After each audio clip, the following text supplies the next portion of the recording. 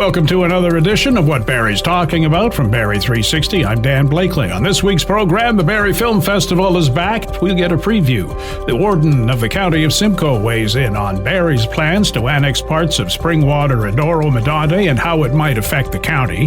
Barrie Families Unite is on a mission and has a special event planned to help get it there. And we meet local author Brian Jorgensen.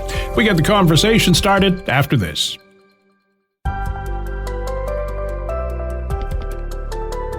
Public meetings being held, votes being held by Oro-Medonte and Springwater councils on whether to accept Barrie's offer to annex portions of the townships for future growth. Simcoe County Warden Basil Clark doesn't like it, noting the townships and the county could use those lands for their own future growth. He's with Barrie 360's Ian McLennan. The city itself put out a media release basically warning provincial intervention could kill boundary compensation to Springwater and Oro-Medonte. What role does the county of Simcoe have in all of this? And I'm asking because when we spoke to Barrie Mayor Nuttall, he said, I don't know what the county's position is anymore. I was more referencing the 493 lands, but he said that the county seems to be all over the place. They didn't need to be a part of it, then they wanted to be a part of it. Does the county need to be involved in this? Oh, I absolutely believe we do. We were not included. We've always felt we should be a part of it. There's been no inconsistencies coming from Simcoe County. I'll clear that up. We weren't included originally, but I think the province learned when they dealt with St. Thomas over that factory that they realized they should have had the upper tier at the table, because any adjustment to a separated city is also a county boundary, because taxes paid to a separated city do not go to Simcoe County. When you're a municipality within Simcoe County, there's a cost sharing. You pay to your local municipality, but you also pay county taxes for the many services that we deliver. However, when you pay tax to one of the separated cities, that is a straight up loss of taxes to the people of Simcoe County. And Warden, so does we know if this is approved, Barrie's moved on with it, but Oro-Medonte, Springwater, does the county of Simcoe have a yay or nay in this or not? No, it's done at the local level. We have concerns, and the province has asked us what our concerns are, and that's why we're at the table. And some of the things we're asking for, what we were calling a win-win scenario, is we're not looking so much for compensation, but we have a shortage of employment lands in Simcoe County today, in north part of Simcoe County, in the Aurelia-Barrie area for that northern region. And you want that healthy balance of industrial jobs balanced with housing. And so as part of this process, we were hoping to fix that deficit, but that doesn't seem to be what's on the table. We're being left with even a larger deficit, with employment lands that should be remaining in the county proposed to be turned over to the city of Barrie. And then those employment lands, just layman terms for people, they don't have a map in front of them. What are we talking? What parcel? So this is, and it's not zoned employment lands now. That's the whole point. We wanted the province as part of this process. So this is Forbes Road and the 400 highway. And that land would extend from Forbes Road down the 400. This is when the 411 split, heading north. So from Highway 11 all the way to Forbes Road, we wanted that for future industrial lands here in Simcoe County. And that to offset some of our taxes. One, we have a shortfall today, but as we expand the airport and expand our busing and expand our road services over the years as our population grows, we envision that entire area being an employment land dedicated to Simcoe County for the northern region, just like we have one down in Innisfil and Bradford for the southern region. This was to be our future employment lands that we were hoping to bring online, and now Barrie is looking at taking 20% of that land. Was that piece of property ever in the initial discussions, or was it an add-on? We put it on, and it was never on the initial mapping or anything. And when we sat down at the table, we said, okay, well, if we're looking at what does county want? Well, do you want money from Barrie? Well, yeah, of course, we'd like some compensation from Barrie, but if Barrie can't afford it, then we look to the province. Here's what we'd like. Some improvements at the interchange on Highway 11 near Airport Road, like for the Airport Road, and we would like to bring the Forbes Road industrial land online now, and we would start developing from the Forbes Road south to Highway 11. So as soon as we put that out, all of a sudden the city of Barrie wants 20% of it. And that's very, very upsetting and concerning to us. And we're talking how much in terms of dollars and cents could that be out of pocket for County of Simcoe ratepayers?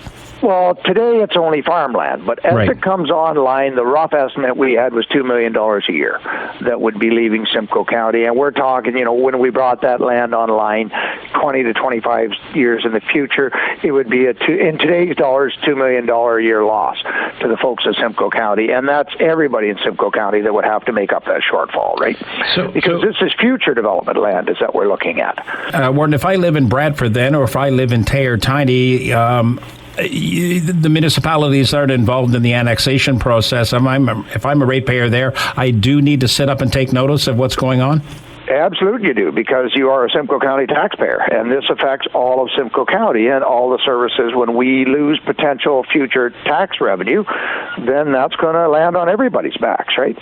Are you concerned that if Oromadanti and Springwater take the decision, their councils, that they don't approve the boundary process, that there will be intervention from the province? That is there any, I'm not asking you maybe to crystal ball gaze, but I guess I am too. How much faith do you have in the province? Actually, I have a lot of faith. I've had discussions with Minister Flack. I think he's very, very capable, and to take a look at this and look at the studies and what's reasonable. And so, no, I don't have concerns. My greater concerns were with the facilitation process that took place, because there didn't seem to be a facilitation process. It was much like, I think, the statement you saw today, take it or leave it, is what everybody was told every time they came to the table. Well, that's not a facilitation process, at least none that I've been familiar with in the past. So I have a lot of faith in Minister Flack that he will sit down and look at what's reasonable and look at the numbers that we're facing today. Look at the fact that Simcoe County has a shortfall of employment lands today, and Barrie does not. And in fact, Barrie has enough employment lands to take them to 2051, in our opinion. So why are we giving more employment lands to Barrie and leaving Simcoe County in a deficit? That was my next question. Do you believe what Barrie is suggesting, that they need those employment lands, not outside of community development too? That Barrie is saying we need them now. We need to develop them. Well, the study's not showing that. It's showing they have enough. In fact, in order to justify that land, they had to push the need out to 2061. They're saying we need that land for 2061, not 2051, which is what we agreed upon when we sat down. Okay, let's look at everybody's planning out for the next, till 2051.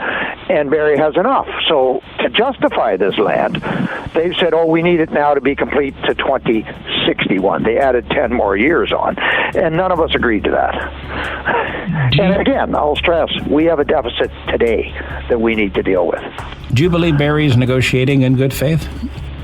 I don't think they're negotiating in bad faith, to be honest with you. I think as the mayor of Barrie, and I've known Alex for a lot of years, I think he's just trying to get as much as he can for the city of Barrie. Wouldn't anybody?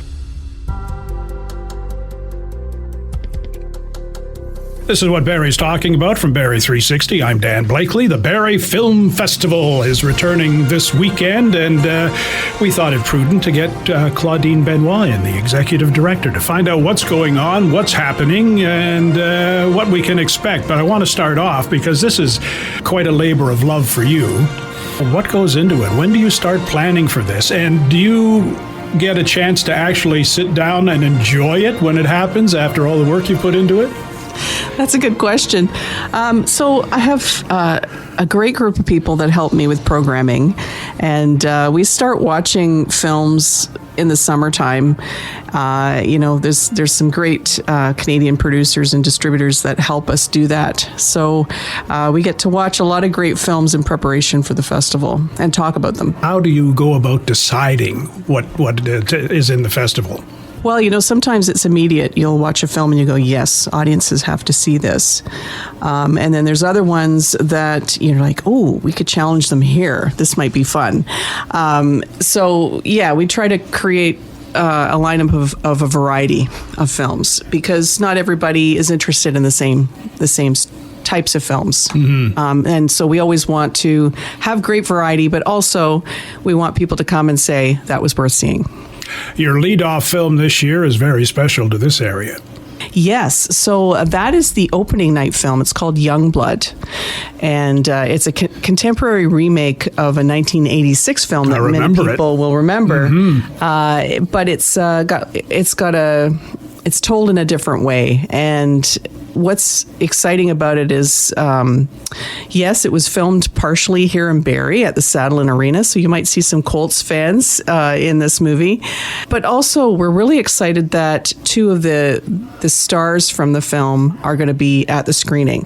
And also, the casting director, Larissa Mayer, which many people know here in Barrie. She's the founding member of Theatre by the Bay.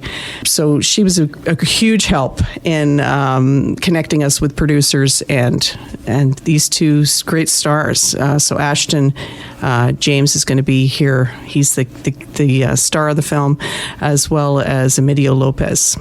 So people who are familiar with the festival know that there are these behind-the-scenes things that are going on, the Q&As and the special guests are coming in. But for the uninitiated, who may think it's just going to another movie, it's not.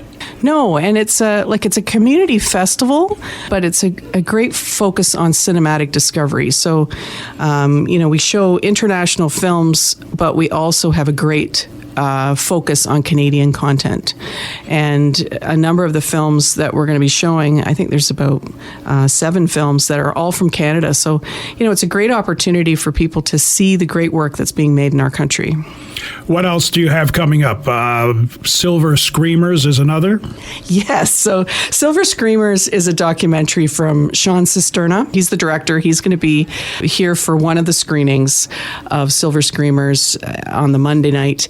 And it's a documentary about senior citizens getting together to learn how to make a film. And in this case, it's a horror film.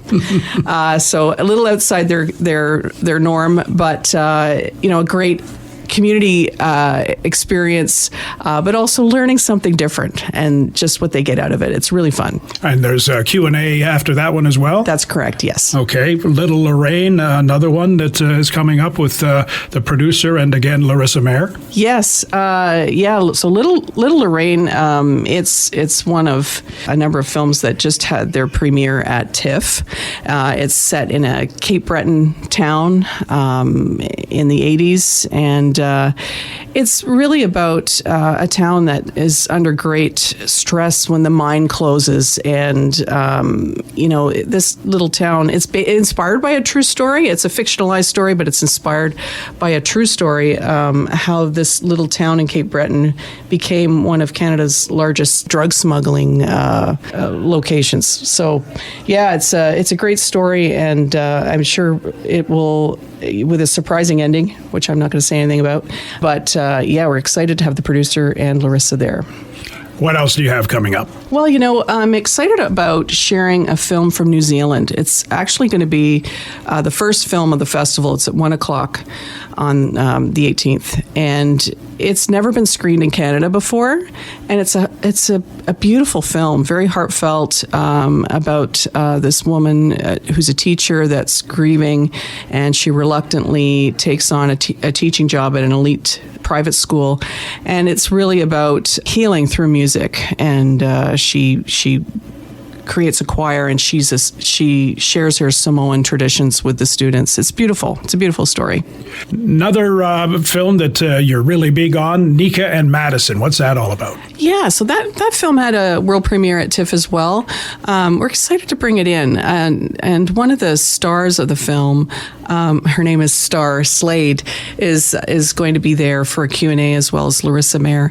And it's an important story. It's a film about 2 young Indigenous women that get in trouble with the law, and one's defending the other, and they go on the run because they're afraid that they're not going to be believed. And I think that's a pretty current and important story to share, and it's really well told, really well acted. I think people will find it really powerful. Have you ever, when you're going through your screening process and looking at films, gotten 5 minutes into one and saying, I can't sit through this anymore? Sure. Yeah, it happens, but sometimes you've got to give it a chance and, watch further along, because sometimes, just like a good series that you might watch, it might take a bit to get into it. So yes, that does happen. But also there's stuff that you watch and you go, no, I don't think our audiences will want to see this necessarily. And do you ever get tired of watching films? Never. No, never. I'm passionate about it. And a lot of my volunteers are passionate about it. We also have a short film showcase as part of the festival, and talk about focus on regional work. It's very exciting. It's filmmakers of all ages, and many have never had their films shown on the big screen, so there's an excitement to it. There's also awards and a great reception afterwards, so that's a lot of fun. That's a lot of fun, a lot of energy. A lot happening, a lot of films to be taken in. People can get more information on a website, I'm sure. Yes, barriefilmfestival.ca, and we encourage people to get tickets early for the ones that they really want to see. Give them the pitch. The people who have never been, we talked about it a little bit earlier, but give them the pitch as to why they need to go to the website, check things out, and get their tickets. Because it's all about an experience, and I've gone to many films that I didn't necessarily know I wanted to see, and walked out going, that was amazing, or I loved that, or I want to look more into whatever that story is. So, come to the festival and take a chance on something that you might not think you want to see, because you may just love it. Yeah, it's more than just something on film. It is. It's a community, and watching things together. There's something magical about that. And our films are very story-driven, so it inspires a lot of great conversation, and I love seeing that. I love seeing people stop and talk about the movies. All right, the website once again? barriefilmfestival.ca. Have a blast. You got your running shoes ready? I have my running shoes ready. Yes, you are running around everywhere. That's right. It's a lot of fun. Claudine, thanks for coming by. Thanks for having me. Barrie Families Unite looking for help, raising $20,000 to help support its programs, empowering individuals and families to thrive regardless of their circumstances. Hoping to raise a lot of that goal at its Home Sweet Home event, October 23rd. Here again is our Ian McLennan with event manager Amber McCauley and Barrie Families Unite Executive Director Nikki Glann. Just some background about Barrie Families Unite, just how it came to be and, where we are today. Okay. Roll back the clock 5 years. We are, a product of COVID. We launched in March 14th of 2020, and just as an organic grassroots group coming together just to watch out for each other as we were navigating COVID. Fast forward now, we are 5 years into it, and we've been servicing our community by providing dignified ability to access essential needs. So we support additional groceries for our low-income housed neighbors in our community. We do a ton of seasonal clothing. We can clothe a newborn preemie to a 5XL human at the drop of a hat from our warehouse. And we also help individuals who are facing some situational crises and need to kind of get their lives rejigged and started over again with start-over kits from housewares and linens and all those good stuff. And you've got a fundraiser, Home Sweet Home, and Amber, maybe you could tell us a bit about how that came together, and in terms of dollars and cents and what it's going toward. Yeah, it's our exciting third year running the event, and it was born just out of a creative brainstorm and what's not being done in fundraising yet, because there's a lot of fantastic events, and I think more and more we have to think a little outside of the box. So Home Sweet Home brings together contractors, tradespeople, home decor businesses, and we auction off their services in a live auction that's kind of got some cheeky humor. It's a bit more engaging than maybe a traditional auction, and a really beautiful spread of a silent auction. So it's people come and they have a lot of fun. Now the target is $20,000, and where will the funds be directed? This year we're directing the funds towards BFU's campaign In Our Doors to Dignity. So as I just mentioned, we've been fulfilling orders for the last 5 years with a fulfillment style model, given the space that we sublease. From Christmas cheer, we package these items together and deliver them to people. What that doesn't allow for, unfortunately, though, is that ability for individuals to self-select their items of clothing specifically. That's such a unique part of our personality. And we have a lot of single moms with kids and teenagers. And we feel like adapting our programming model to one that allows our clientele that autonomy to come and self-select and self-shop. So we're in a push to open a retail not-for-profit thrift store. This will be open to the public, so the public can come and donate their items and support us by shopping at our thrift store. But it will also be available to the clients that are referred to us. We have over 36 agencies in this community that are referring their clientele to us. So we'll be piloting all those aspects when we open our doors to Dignity, and we look forward to this event being a big part of funding that. And just when Barrie Families Unite, when it launched, what was the trigger? Did you see a need in the community? And well, if you're referring to when we made the decision to take it from a Facebook group to a not-for-profit, I think the trigger for us at that point was we had at that juncture had been operating this very busy Facebook group for a year, just all volunteer driven and moderated and admins running it. And during that year, we had a huge learning curve and were able to see that whilst our community has an amazing array of agencies servicing all sorts of different needs in our community, there seemed to be a few key gaps that people seem to be falling through. So we kind of made it our mandate to be the gap fillers in our community.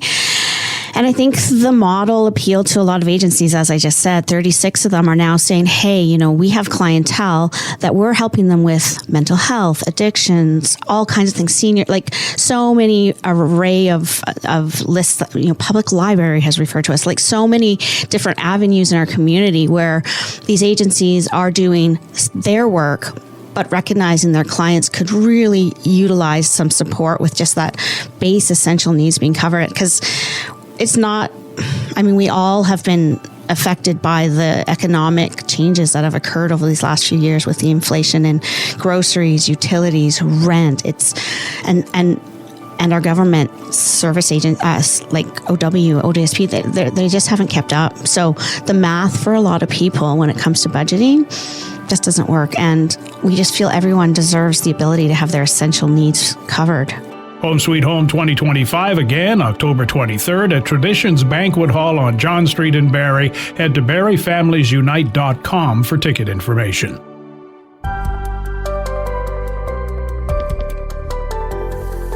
Local author Brian Jorgensen has done it again, committed pen to paper for his fifth novel, Fitzroy's Revenge. He wandered in for a chat with Barrie 360's Julius Hearn. Your new book came out recently, Fitzroy's Revenge, a sequel to Fitzroy's Quest. What were the biggest themes that you want readers to take away from this project? I think mostly my stories are about hope and what we are as human beings. Because it's science fiction, there's a lot of alien contact, and through aliens and humans, we get to find out what we really are as far as our human traits. Because these books are about how we deal with us as humans. How would you describe this project compared to its predecessor? Fitzroy's Quest, I actually wrote way back in the late 1990s.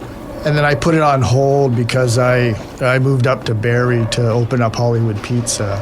When I retired from that business, that's when I decided to redo that book, make it more modern. And then I wrote all the sequel to it and a couple other books. So that's the progression of that book. What's been the response from readers so far? Friends and families love it. It's very difficult to get the word of mouth out. 4 of my books are published through Amazon, and because there's over 2 million books out on Amazon, it's difficult to get the word out. But my Echoes Light book, I used Friesen Press, which is a publishing company in Canada, so I decided to go that route with that book. What's the storyline kind of like for Fitzroy's Revenge? Well, Fitzroy's Revenge takes place 7 years after the events of Fitzroy's Quest. The alien that my main character thought was defeated. It turns out he's alive. And right at a time where China, Russia, and the U.S. are conspiring to divide up the world, my main character, Chris, now has to find a way to stop these power-hungry countries from taking over, and this alien gets involved in doing that. So he has to make even more decisions about what the future of the planet will be. What kind of readers do you write for in these kind of stories? I think most of it is science fiction enthusiasts. I write a lot about time travel because I find it's a very difficult subject to write. There's a lot of keeping track of all the timelines, and I make these large Bristol boards of the timeline so I can keep track of all the characters. But not only that, it offers alternatives to how our society is right now, and it actually offers hope for our future, because I write a lot of positive things at the end where our planet, with all our problems, really turns out right if you make the right decisions. Do you find that writing and ending a story like that on a positive note gives the reader a different message when they finish a book like yours? Yes, for sure. When you write and get to do a lot of bad things to bad people, it gives you a lot of therapy, because, there's a lot of bad people out there, and when you can stop what they're doing and offer an alternative, it's really sends a good message. Would you say that someone that as a sci-fi lover is someone that's you're directing your writing towards, or is someone that maybe isn't into sci-fi too much can still find your books accessible? Yeah, I don't think you have to be a sci-fi enthusiast. For instance, my two stories about Fitzroy's Quest and Fitzroy's Revenge, it's a character study of temptation and corruption. It's not necessarily sci-fi, but I found those two stories were my best written stories, whereas my book Long Ago, it has the best story in it and has the most surprise endings. Echo's Light is about aliens who have the ability to sense the future doom of a civilization. So they realize that Earth is coming across some future event that's going to destroy us. They have a special ability to grant the afterlife to those civilizations. So they come to Earth to see if we have an afterlife already. And if we don't, they're going to grant us one, assuming that we don't stop our own destruction. Where does the sci-fi focus come from in your writing style? Most of us grew up in the Star Trek generation. I'd come home when I was a kid from school and turn on the TV, and there would be Star Trek on at 4:30, and through Star Wars and all the sci-fi time travel, that's where most of my inspiration comes from. Do you have a particular sci-fi story, a book, movie, television show, you mentioned Star Trek there, that you kind of grasp onto as something that inspired you most? Not one specific, but I've always been fascinated with sci-fi shows that dealt with time travel, Back to the Future. While the stories may be somewhat ludicrous and implausible, but they're so much fun to write and so much fun to read. You kind of don't focus on the mistakes and the stuff that can't possibly happen, but just enjoy the ride. What's an example of a scene in Fitzroy's Revenge that was maybe particularly challenging to put into words? I think it was the ending. My main character, Chris, is given a choice where on one path, humanity has an incredible future.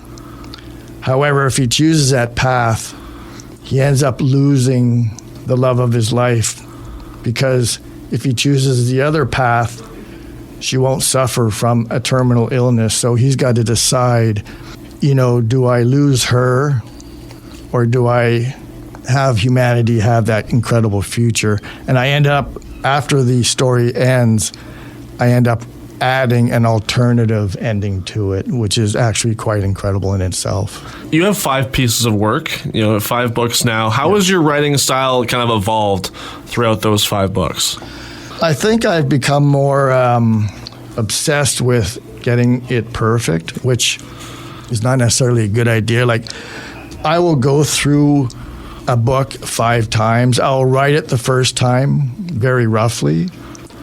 The second time I'll go through it, probably make a whole lot of changes, which I did with my book long ago. I virtually rewrote the entire book. I'll go over the third time again for grammar mistakes. Then I'll send it to an editor.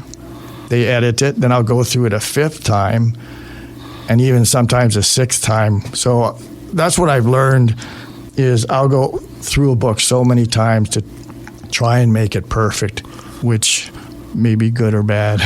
How long does that whole process take? Well, I wrote my 5 books in a 7-year span. So on average, a year to a year and a half. With the book Echoes Light that I went through with Friesen Press, it was a little easier because I had a professional company doing it with me.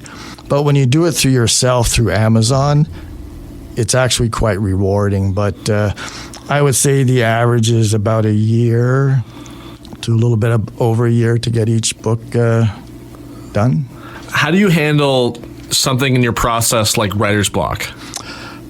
Surprisingly, that doesn't happen too often, but when it does happen, I'll just put the book aside and I'll go kayaking or I'll go camping. I'll go out on the water, take a vacation, just to get away from it. Because one thing I don't use is AI. What I tried it, and you can write an entire book with AI, but then it's not you. So if I get writer's block, I don't use AI. I just leave it for days at a time, and like I said, I'm in no hurry to get them published. So, do you find that you mentioned kind of kayaking, camping, etc.? Do you find that those kind of real life experiences inspire you a bit more, or do you even find those experiences coming out and going onto the page? Absolutely. Like I wrote an autobiography of my trip through China, so I use those experiences to write just a short story about my travels and my marriage and my relationships that I found when I went through China. But yeah, most of my covers are all made from pictures that I took, sunsets, pictures of the fall leaves turning. So I was able to use a lot of the photos I took for my covers rather than stock photos you find on the internet. Do you find that you come out more when you write fiction as opposed to nonfiction, like you mentioned, the kind of short story autobiography? Oh, yeah, I find fiction, as I said before, is so therapeutic because I get to do a lot of bad things to a lot of bad people on this planet, and it feels good when you can just make things right. You can take all the bad and make it good, even though it is just science fiction, but it just feels good to be able to solve the world's problems. What's so difficult, or maybe what's the hardest thing about being a self-published author?